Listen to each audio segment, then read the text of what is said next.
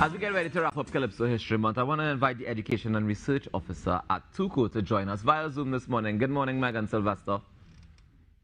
Good morning, Jaron. Thank you for having me. Not a problem. How are you doing this morning? I'm good. And how are you today? I am tired and sleepy, Gilbert. It's Friday, so we're excited for the weekend. We're excited to discuss Calypso. How has the month been treating the good folks at TUCO? Okay, so of course this month was a special month because we're in a special year, because this year we had the focus on Tobago Carnival. And so that would have been the dominant feature of Calypso History Month, treating with a lot of Calypso activities in Tobago. Of course, we would have kept our usual cultural fair in Trinidad, but of course, as I said, the focus was more on Tobago. In particular, with regards to education and research, what I did this year was actually something new. Recognizing that as a nation, as a Twin Island economy, the focus would have been on this inaugural event in Tobago. I decided to focus less on the schools in terms of liaising with the teachers, because of course they would have had this national display on in terms of all of this information coming with regards to what's happening in Tobago. And I decided to focus on looking a little more at the international space in terms of Calypso History Month and education and research. Now, part of why this was important is this is just a continuing work that we are doing, making sure that our remit would be the diaspora as well as the local space and the regional space, Jaron. Mm-hmm. This is fantastic. Now, Megan, before we go any further, I want to kind of break down your role at TUCO. You are the Education and Research Officer. Can you just let us know exactly what that entails and what that role really means? Right. So as I was saying earlier, and this is why I really wanted to speak about that this morning, is the whole aspect of the broad remit of Calypso. We recognize that it is mother music in terms of the impact that Trinidad and Tobago has had on the region and on the diaspora. But part of what my role is to ensure that our diasporic citizenry and all of the persons who are involved in that space are aware of what we are doing in Calypso, the changes that are taking place with TUCO in particular, and where we want to take Calypso. And so that is also part of what I do. So there's a national remit, looking at the secondary schools, letting persons in Trinidad and Tobago be aware of what is taking place. Then we have the regional space in terms of when we talk about CARICOM, in terms of visiting with those islands, liaising with persons in those islands, letting them know about Calypso from Trinidad and Tobago, and in particular, heralding and treating with all of the Calypso history activity taking place across the region and across the diaspora. And then finally, getting into that international space to let persons who may not be aware of the role and function of Calypso in Trinidad and the region, letting them know what is happening and inviting them to be part of this work with us. Now, I want to be able to separate this from a role that would sound more like marketing and PR. Because it's definitely more than that. But what you described there to me sounds like it involves a lot of marketing, a lot of PR.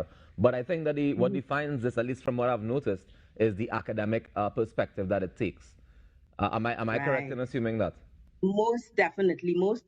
And of course, in the title of the position, education and research. So part of what I also do is I would do a lot of educational activities, not in terms of the practical element, but as you said, Jaron, in terms of the academic element, which would mean doing Calypso research on current issues taking place in the Calypso art form. Then one of the things that I would do is try to educate the masses. And so one of the things that I did in this particular year, this particular celebration of Calypso History Month, is that I would have participated in certain international conferences. One such was the Association of Black Sociologists, where I went earlier in October to present a paper that dealt with the whole issue of that comparison between what is happening in Trinidad and Tobago, what happens with migration of our Trinidadian and Tobagonian Calypsonians, and indeed those persons from the region when they go to other spaces in the international arena, and how they are treated, but also how their music is impacted. I would have looked at that sort of migratory movement. How does the sound of the music change with meter, cadence, rhythm, beat, style, and how that has an impact on what we hear? Yeah, because we have 2023 Carnival coming up. Are we going to be hearing a different type of sound? So we think about the influences of Afrobeat. We think about all of the other influences of music And how is that going to have an impact on the sound of Calypso and the sound I included as well, soca, for 2023 Carnival. Nice. And that inclusion of soca, like you mentioned, is that something that usually happens in these academic presentations or papers, especially when we dealing with Calypso?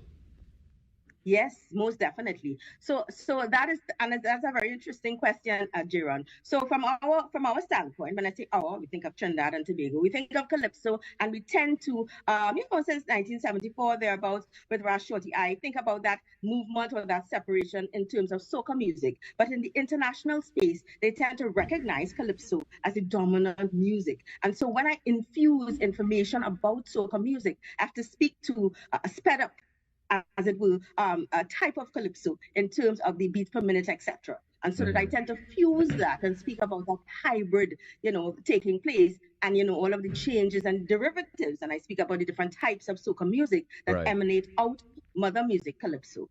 Definitely. Now, one of the things you mentioned just now was that diaspora and, getting in touch with them and making sure that they, they understand the changes that are happening in Trinidad versus the experience that they would have had outside.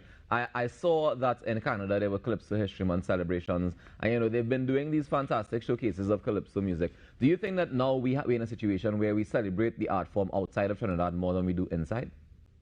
That is a very interesting question, Jiron.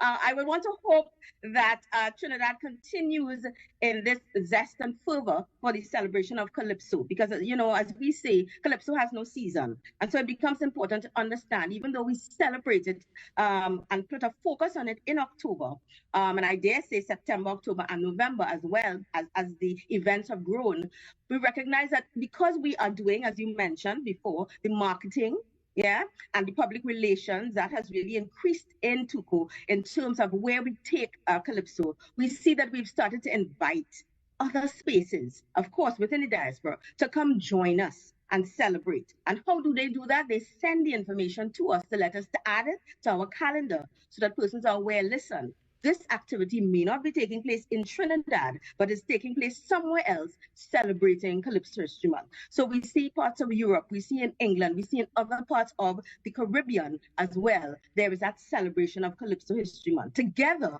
with Trinidad and Tobago. Fantastic. Megan, before we go, tell me the way forward for the research and education portfolio at TUCO.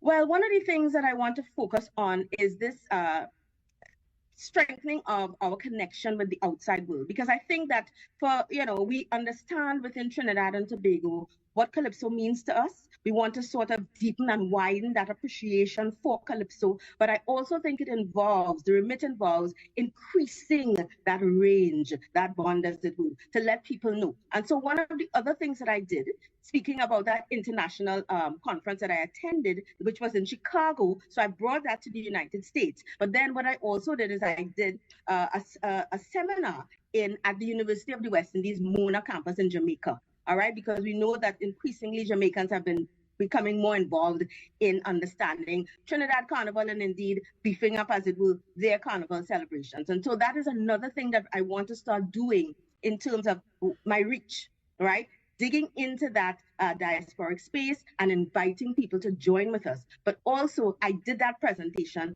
in Jamaica to let students, in that space be aware, and other academics in that space be aware. Listen, Calypso is something that we could interrogate, something that we could talk about, something that we could argue about. We can talk about the contribution that has been made by so many significant Calypsonians. And I want to also mention Calypsonian Explainer, who actually had such a remarkable career in terms of his repertoire, but also the impact that he had on the art form. And so I would have spoken about his contribution in particular and played music that he would have contributed to the art form, especially focusing, of course, on the song Lorraine, which is talking about being outside and wanting to come back. So you see that link to the diaspora. It becomes so important to look at the lyrics, talk about what is important to us, and see how it comes out in the music.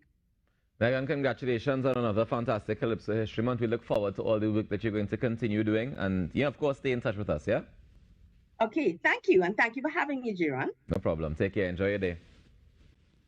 That's Megan Sylvester, the Research and Education Officer at TUCO, just giving us a little update on, the activities that's been going on for Calypso History Month and what's planned for the days and years ahead. We give you more inside in our morning show. When we come back, we're going to talk a little bit about a theatrical production that's coming up soon. Stay tuned. It's in our morning show.